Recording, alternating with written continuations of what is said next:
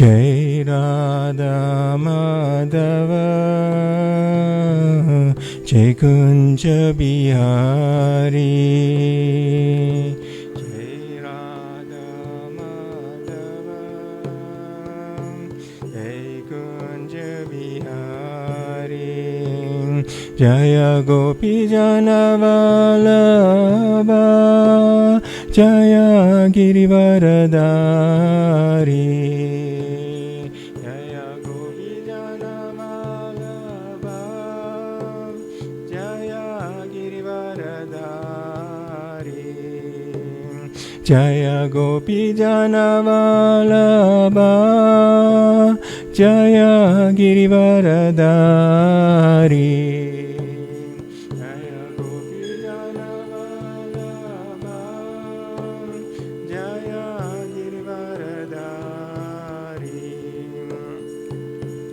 Yashodanandana Braja Jana Ranjana Yashodanandana Braja Jana Ranjana Yashodanandana Braja Jana Ranjana Yashodanandana Braja Jana Ranjana Yashodanandana Braja Jana Ranjana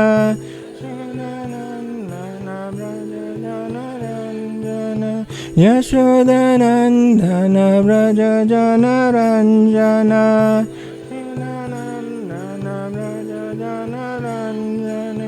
Yamuna Tiravanachari Yamuna Tiravanachari Yamuna Tiravanachari Yamuna Tiravanachari Jai Radha Madhava Jai Kunja Bihari Jai Radha Madhava Jai Kunja Bihari Hare Krishna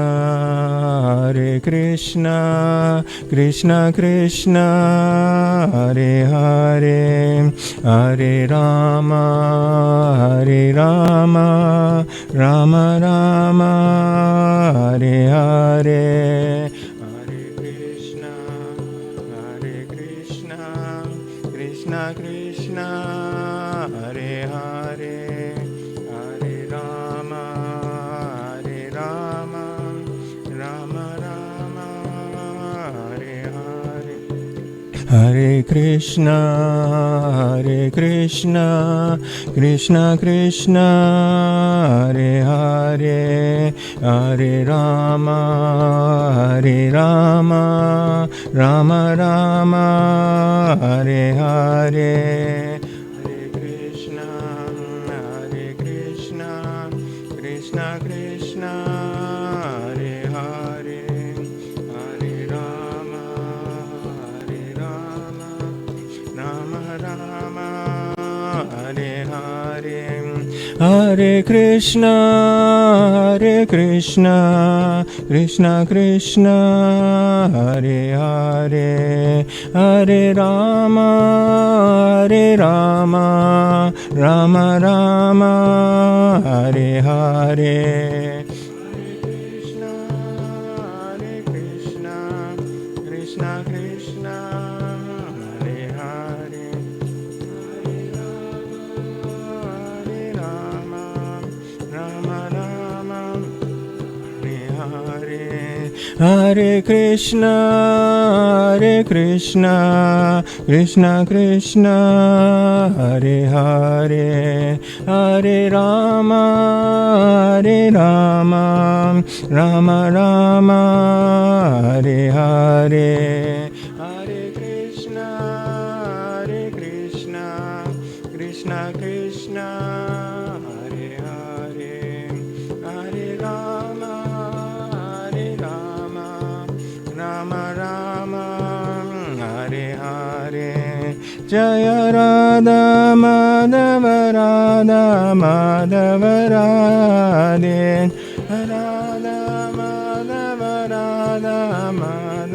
Radha Jaya Radha Madhava Radha Madhava Radhe Radha Madhava Radha Madhava Radhe Jaya Radha Radhanata Radha Radhanata Radhe Radha Radhanata Radha Radhanata Radhe Jaya Giri Govardhan, Giri Govardhan, Giri Govardhan, Jaya Giri Govardhan. Giri Govardhan, Giri Govardhan, Giri Govardhan, Jaya Giri Govardhan. Jaya Gaurari, Gaurari, Gaurari, Jaya Gaurari.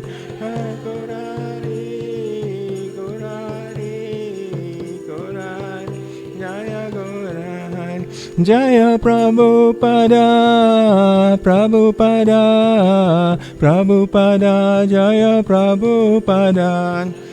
Prabhupada, Prabhupada, Prabhupada, Jaya Prabhupada. Nitai Gora Haribol, Haribol, Haribol, Nitai Gora Haribol. Haribol, Haribol, Haribol, Haribol. Jai Shri Shri Radha Madhava ki Jai. Jai Shri Shri Radha Radhanath ki Jai. Jai Shri Giri Govardhan ki Jai. Jai Shri Gaura Hari ki Jai. Jagat Guru Srila Prabhupada ki Jai. Nitai Gaura Premanande.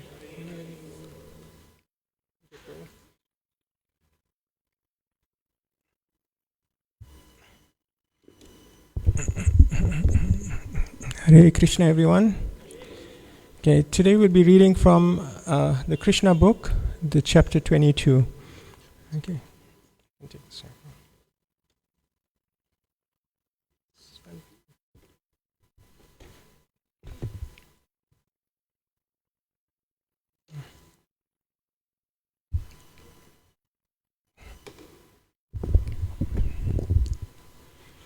Om Ajnana-timirandasya Gyanangana-salakaya Chakshurmilitam yena Tasmai Shri Guruve Namaha Shri Chaitanya Manobhistam Stapitam yena Bhutale Swayam Rupa Kadamayam Dadati Swapadantikam Vandeham Shri Guru Shri Uttapadakamalam Shri Gurun Vaishnavamscha Shri Rupam Sagrajatam Sagana Raghunathan Vitam Tam Sajivam Sadvaitam Savadutam Parijana Sayitam Krishna Chaitanya Devam Shri Radha Krishna Padan Sagana Lalita Shri Vishakan Vitamscha He Krishna Karuna Sindhu Dina Bandhu Jagatpate Gopesha Gopika Kanta Radha Kanta Namastute Tapta Kanchana Gaurange Radhe Vrindavaneshwari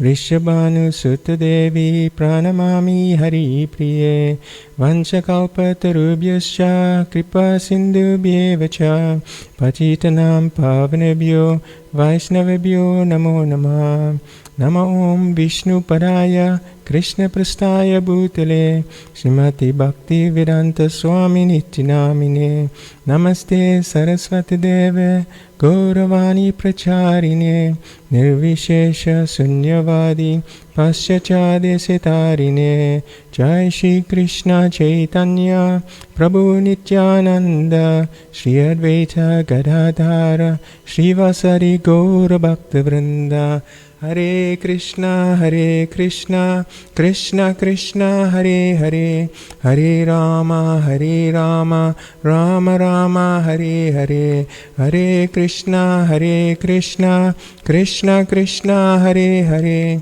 Hare Rama, Rama Rama, Hare Hare, Hare Krishna, Krishna Krishna, Hare Hare, Hare Rama, Rama Rama, Hare Hare. Om Namo Bhagavate Vasudevaya. Om Namo Bhagavate Vasudevaya. Om Namo Bhagavate Vasudevaya. Okay, I just want to introduce this book, Krishna book.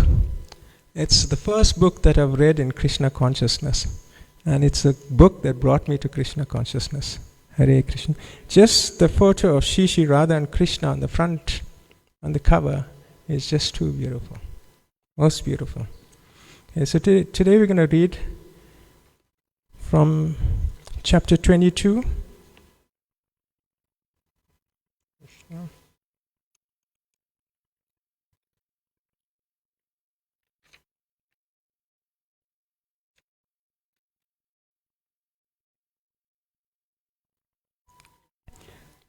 The chapter is entitled Stealing the Garments of the Unmarried Gopis.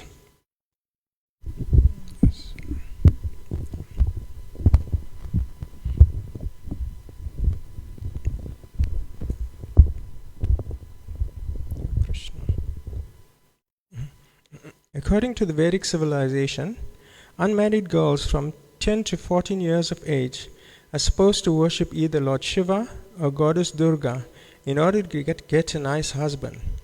But the unmarried girls of Vrindavan were already attracted by the beauty of Krishna. They were, however, engaged in the worship of Goddess Durga in the beginning of the Hemanta season, just prior to the winter season.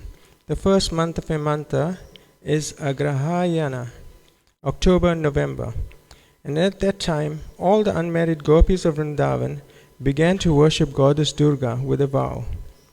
They first ate avishyana, a kind of food prepared by boiling together mung dal and rice without any spice or turmeric. According to Vedic injunction, this kind of food is recommended to purify the body before one enacts a ritualistic ceremony. All the unmarried gopis in Vrindavan used to daily worship goddess Katyayani early in the morning after taking bath in the river Yamuna. Katyayani is another name for Goddess Durga. The goddess is worshipped by preparing a doll made of sand from the bank of the Yamuna. It is recommended in the Vedic scriptures that a deity may be made from different kinds of material elements. It can be painted, made of metal, made of jewels, made of wood, earth or stone, or can be conceived within the heart of the worshipper. The Mayavadi philosophers take all these forms of the deity to be imaginary, but actually they are accepted in the Vedic literatures to be identical with either the Supreme Lord or the respective demigod. The unmarried gopis used to prepare the deity of Goddess Durga and worship it with chandana pulp, garlands, incense, lamps, and all kinds of presentations, fruits, grains, twigs of plants.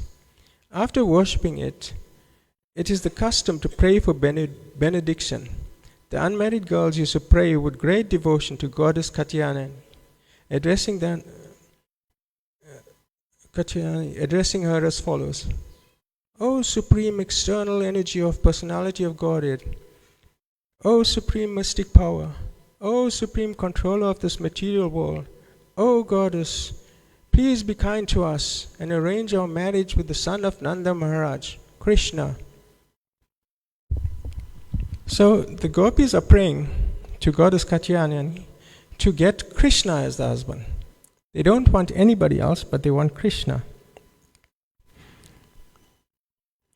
The Vaishnavas generally do not worship any demigods. Srila Narottamada Das Thakura has strictly forbidden all worship of the demigods for anyone who wants to advance in pure devotional service. Yet, the gopis who are beyond compare in their affection for Krishna were seen to worship Durga. The worshippers of demigods sometimes mention that the gopis worship Goddess Durga, but we must understand the purpose of the gopis. Generally, people worship Goddess Durga for some material benediction. Here, the gopis pray to the goddess to become wives of Lord Krishna. The purport is that if Krishna is the center of activity, a devotee can adopt any means to achieve that goal. So it means that if anybody wants to do anything to please Krishna, they can also pray to the demigods so that they can get the benediction to please Krishna. The gopis, that was the super excellent characteristic of the gopis. They worshipped the goddess Durga completely for 1 month in order to have Krishna as their husband. Every day they prayed for Krishna, the son of Nanda Maharaj, to become their husband. Early in the morning, the gopis used to go to the bank of the Yamuna to take a bath. They would assemble together and, holding one another's hands, loudly sing the wonderful pastimes of Krishna.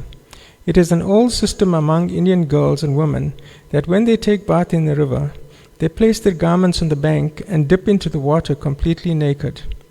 The portion of the river where the girls and women bathed was strictly prohibited to any male, and this is still the system. The Supreme Personality of Godhead, knowing the minds of the unmarried young gopis, blessed them with the desired objective. They had prayed for Krishna to become their husband, and Krishna wanted to fulfill their desires. At the end of the month, Krishna, along with his friends, appeared on the scene. Another name for Krishna is Yogeshvara, or master of all mystic powers. By practicing meditation, the yogis can study the psychic movement of other men, and certainly Krishna could understand the desire of the gopis. Appearing on the scene, Krishna immediately collected all the garments of the gopis, climbed up into a near tree, and with smiling face began speaking to them. "My dear girls," he said, "please come here, one after another, and pray for your garments, and then take them away. I am not joking with you. I am just telling the truth. I have no desire to play any joke with you, for you are tired from observing the regulative principles for 1 month by worshipping Goddess Katyayani. Please do not come here all at once. Come alone. I want to see each of you in your complete beauty, for you all have thin waists. I have requested you to come alone. Now please comply." So Krishna, because the gopis had this desire for him to be the husband, so Krishna wanted to fulfill this desire. Right, so I'm going to read on. When the girls in the water heard such joking words from Krishna, they began to look at one another and smile. They were very joyous to hear such a request from Krishna, because they were already in love with him. Out of shyness, they looked at one another, but they could not come out of the water because they were naked. Due to remaining in the water for a long time, they felt cold and were shivering. Yet upon hearing the pleasing joking words of Govinda, their minds were perturbed with great joy. They told Krishna, "Dear son of Nanda Maharaj, please do not joke with us in that way." They told Krishna, "Dear son of Nanda Maharaj, please do not joke with us in that way. It is completely unjust to us. You are a very respectable boy, because you are the son of Nanda Maharaj, and you are very dear to us. But you should not play this joke on us, because now we are all shivering in the cold water. Kindly deliver our garments immediately, otherwise we shall suffer." They began to appeal to Krishna with great submission. "Dear Shyamasundar," they said, "we are all your eternal servitors. Whatever you order us to do, we are obliged to perform without hesitation, because we consider it our religious duty. But if you insist on us putting this proposal to us, which is impossible to perform, then certainly we will go to Nanda Maharaj and lodge a complaint against you. If Nanda Maharaj does not take action, then we shall tell King Kamsa about your misbehavior." Upon hearing this appeal by the unmarried gopis, Krishna answered, "My dear girls, if you think you are my eternal servitors, you are always ready to execute my order. Then my request is that, with your smiling faces, you please come here alone, one after another, take away your garments. If you do not come here, however, and if you lodge complaints with my father, I shall not care anyway, for I know my father is old and cannot take any action against me." So Krishna wants the gopis to come up and take the garments, but the gopis are appealing. They said, "No, Krishna, you can't do this to us. We're going to tell your father, or we're going to tell King Kamsa." because of his misbehavior. But when the gopis saw that Krishna was strong and determined, they had no alternative but to abide by his order. One after another, they came out of the water. But because they were completely naked, they tried to cover their nakedness by placing their left hand over their pubic area. In that posture, they were all shivering. Their simple presentation was so pure that Lord Krishna immediately became pleased with them. All the unmarried gopis who prayed to Katyayani to have Krishna as their husband were thus satisfied. A woman cannot be naked before any male except her husband. The unmarried gopis desired Krishna as their husband, and he fulfilled their desire in this way. Being pleased with them, he took their garments on his shoulder and began to speak as follows. My dear girls, you have committed a great offense by going naked in the river Yamuna.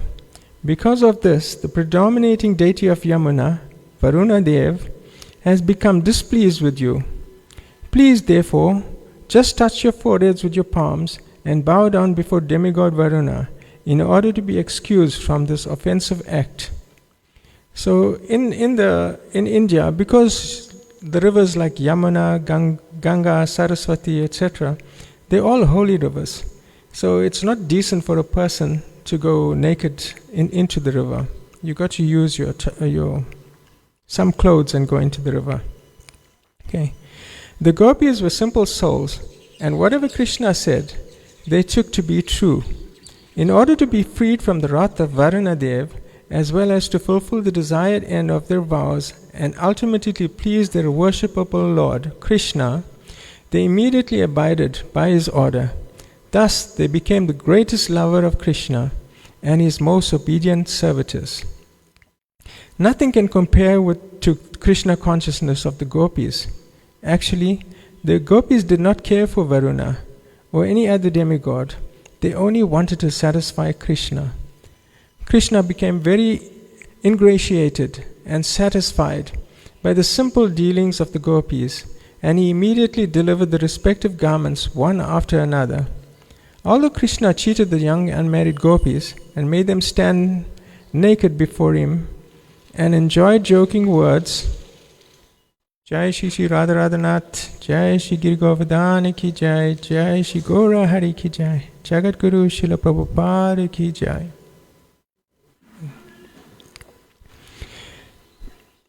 He immediately delivered the respective garments one after another. Although Krishna cheated the young unmarried gopis and made them stand naked before him and enjoyed joking words with them, and although he treated them just like dolls, he stole their garments, they were still pleased with him and never lodged complaints against him.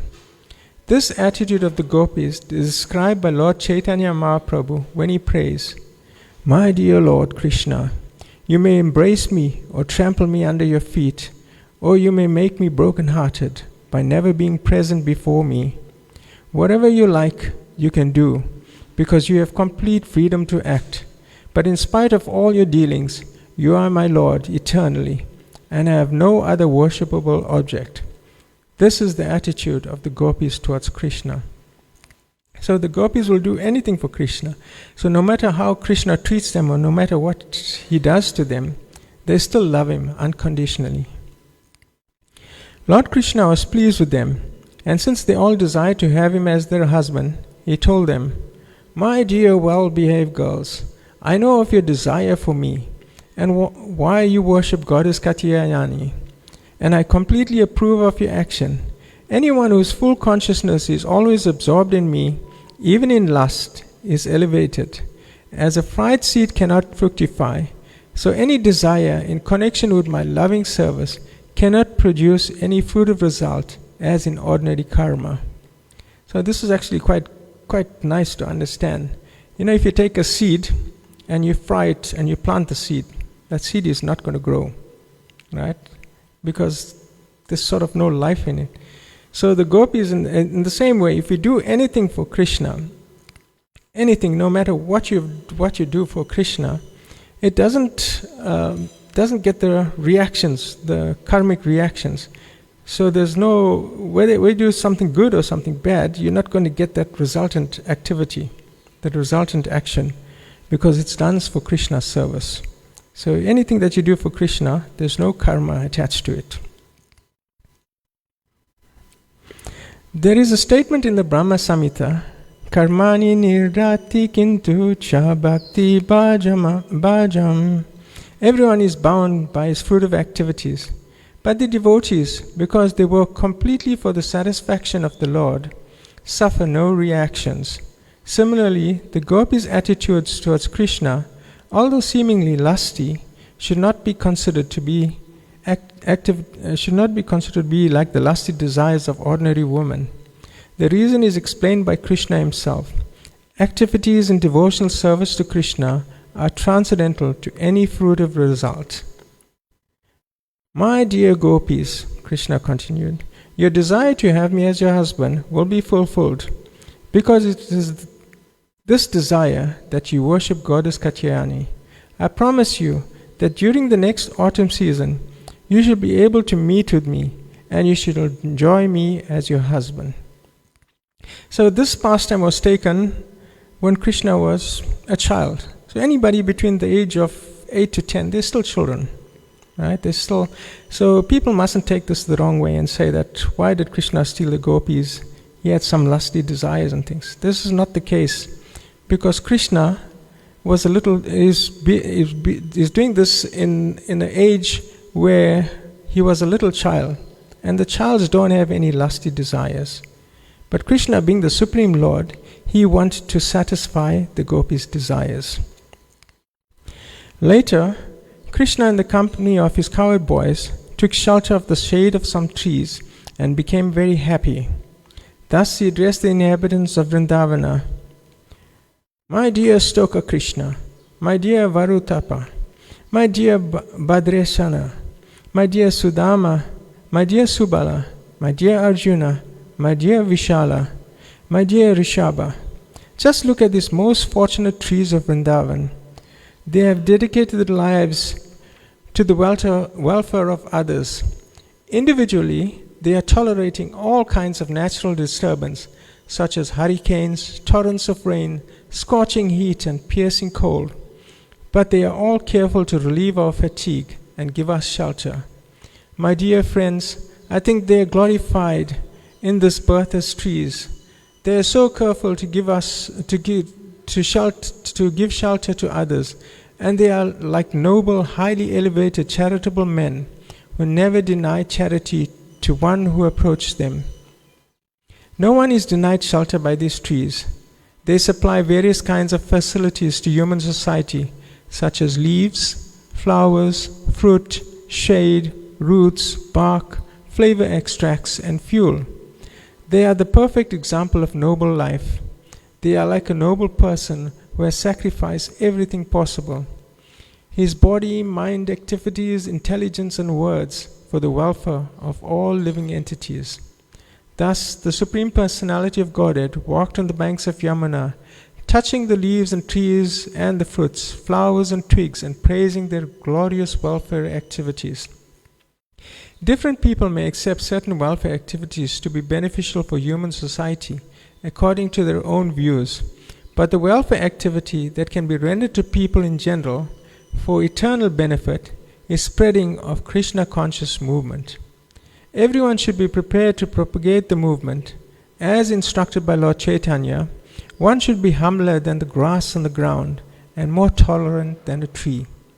The toleration of the tree is explained by Lord Krishna himself, and those who engage in preaching of Krishna consciousness should learn lessons from the teachings of Lord Krishna and Lord Chaitanya through their direct disciplic succession. While passing through the forests of Vrindavan on the banks of the Yamuna, Krishna sat down at a beautiful spot and allowed the cows to drink the cold, transparent water of the Yamuna. Being fatigued, the cowherd boys, Krishna and Balaram, also drank. After seeing the young gopis bathe in the Yamuna, Krishna passed the rest of the morning with the boys. Thus ends the Bhaktivedanta purport of the 22nd chapter of Krishna, stealing the garments of the unmarried gopis. So, if anybody has any desire for pleasing Krishna, Krishna will certainly fulfill the desire. See, these gopis just longed. they saw Krishna as such an attractive person. They didn't see him as God. No, none of the gopis saw him as God. They had this special relationship with Krishna. Okay?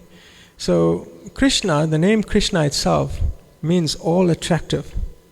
So everybody, all these gopis, all the unmarried gopis that saw Krishna, they just wanted him as a husband.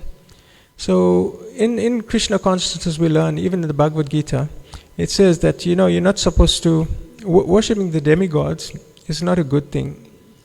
Because Krishna is the ultimate personality, or the God that provides this facility to the demigods to give you the benediction.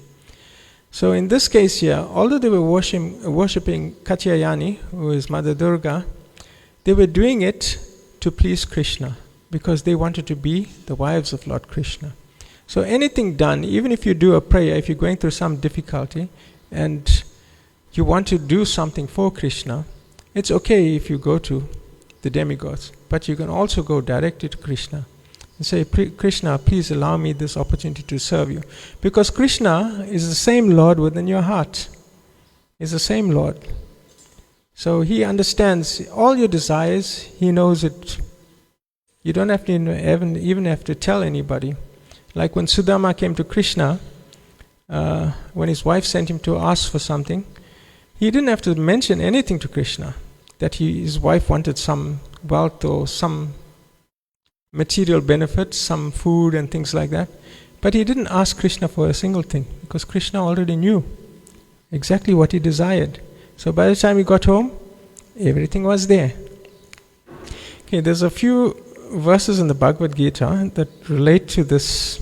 Well, I think that might relate to this here.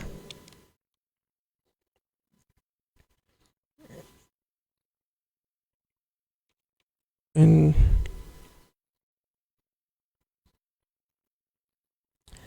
the Bhagavad Gita, chapter 2, text 53. So it says, when your mind is no longer disturbed by the flowery language of the Vedas, and when it remains fixed in the trance of self-realization, then you will have attained the divine consciousness. So in the purport, Srila Prabhupada says, to say that one is in samadhi is to say that one has fully realized Krishna consciousness, that is, one is in full samadhi, has realized Brahman, Paramatma and Bhagavan. The highest perfection of self-realization is to understand that one is the eternal servitor of Krishna, and that one's only business is to discharge one's duty in Krishna consciousness.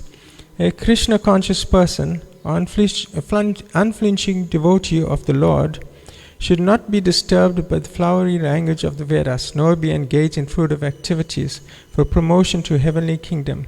In Krishna consciousness, one comes directly into communion with Krishna, and thus all directions from Krishna may be understood in that transcendental state. One is sure to achieve the results by such activities and attain conclusive knowledge. One has only to carry out the orders of Krishna or his representative, the spiritual master.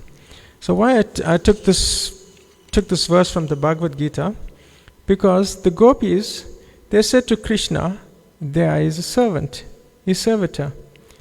So some of the Acharya is Vishwanatha Chakravarti, who says that, the gopis, they put all these arguments with Krishna, but Krishna says, they say that, first they said he's the son of Nanda, he's got all these pleasant characteristics and things, and they say he's the servitor. But then when Krishna told them to come and take the clothes, they were like, no, they didn't want to do it. But Krishna is giving them the instruction. So eventually, Krishna, being also in that position as a prince at that time, because Nanda Maharaj was a king, so he had all the right, in a sense, to give them the instruction. But also, he was a Supreme Lord. So when the Supreme Lord gives the instructions, you must take the instruction. Right? Okay, there's also in 1865,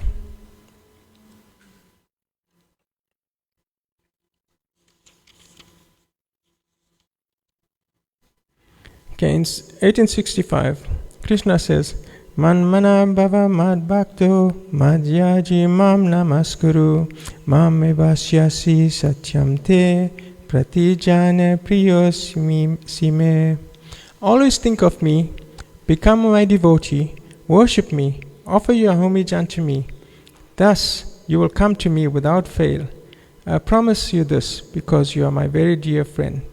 So Krishna is saying this to Arjuna. So these gopis, they were always thinking of Krishna. No matter where they were always thinking of Krishna. So even the chapter that I read now, in chapter 22, it says the gopis were holding their hands, they were walking to the Yamuna, and they were they were singing the pastimes of the Lord. So they've always had Krishna in the mind. And when one always has Krishna in the mind, then Krishna is there with you. So, but also, it says here, become my devotee, worship me, offer your homage unto me, and you will thus come to me. So, and then Krishna also says in 1866, which is the most, which is the summary of the Bhagavad Gita actually, because he says, Sarva dharman parityaja mamekam sharanam braja aham tvam sarva papebhyo mokshyisyami masuchaha. Abandon all varieties of religion and just surrender unto me. I shall deliver you from all sinful reactions. Do not fear. So, in the purport, there's one part of the purport I want you to read here, which is quite nice, because it says, one should be attracted by the beautiful vision of Krishna. His name is Krishna because he is all attractive. One who becomes attracted by the beautiful, all-powerful, omnipotent vision of Krishna is fortunate. There are all different kinds of transcendentalists. Some of them attached to the impersonal Brahman vision, some of them attracted to the super soul feature, etc. But one who is attracted to the personal feature of the Supreme Personality of Godhead, and above all, one who is attracted by the Supreme Personality of Godhead as Krishna himself, is the most perfect transcendentalist. So, the gopis, they didn't have anybody else in mind. They only had Krishna in mind. So, Hare Krishna. Thank you. Okay. If you've got any questions, we got Raghunath Bhatta Prabhu and His Grace Shri Prabhu to answer the questions. Hare Krishna. I'm not qualified, Prabhu. Yeah, self-explanatory.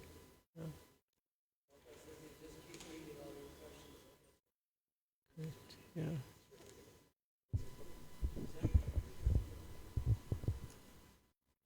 It's okay, Prabhu. Hare Krishna. Hare Krishna.